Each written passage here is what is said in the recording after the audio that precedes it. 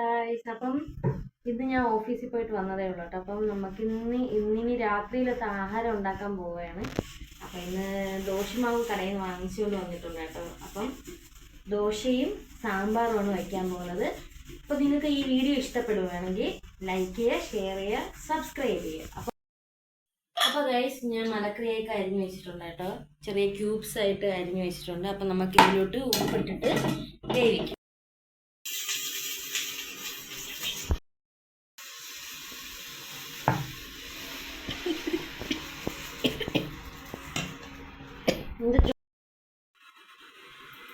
അപ്പോൾ ഗൈസ്, ദോശ ചുടുകയാണ്. ഇവിടെ അച്ഛനും മോക്കും ചെറിയ തട്ടുദോശ പോലത്തെ ദോശ മതി കേട്ടോ. അപ്പോൾ അതാണ് അവർക്ക് ഇഷ്ടവും. അപ്പം ഞാൻ ഇതിൽ കുറച്ച് നെയ്യ് വീഴ്ത്താൻ ഇഷ്ടപ്പെടുമോയെന്ന് എനിക്ക് അറിഞ്ഞൂടാ. കുറച്ച് നെയ്യും കൂടി വീഴ്ത്തിയാണ് ദോശ ഉണ്ടാക്കുന്നത് കേട്ടോ.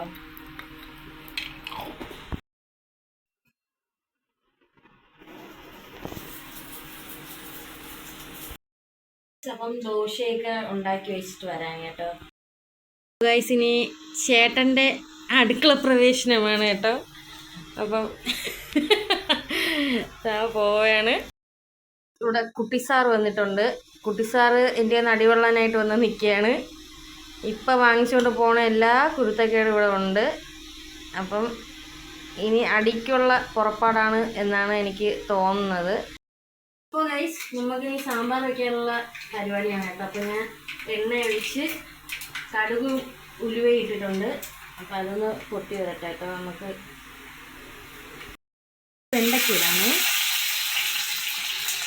വെണ്ടയ്ക്ക, തക്കാളി വേണമായിരുന്നു, പക്ഷെ തക്കാളി ഇല്ല കേട്ടോ. അപ്പോൾ നമുക്ക് വെണ്ടയ്ക്കൊക്കെ അഡ്ജസ്റ്റ് ചെയ്യാം.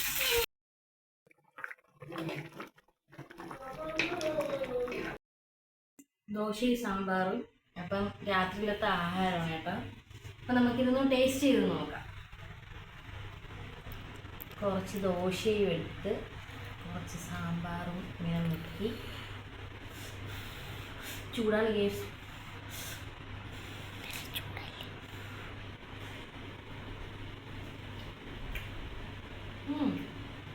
ഞാൻ വെച്ചോണ്ട് പറയല്ല, കുഴപ്പമില്ല.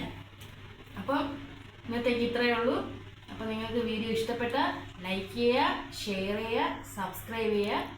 അപ്പോൾ എല്ലാവർക്കും ഗുഡ് നൈറ്റ്, ടാറ്റാ.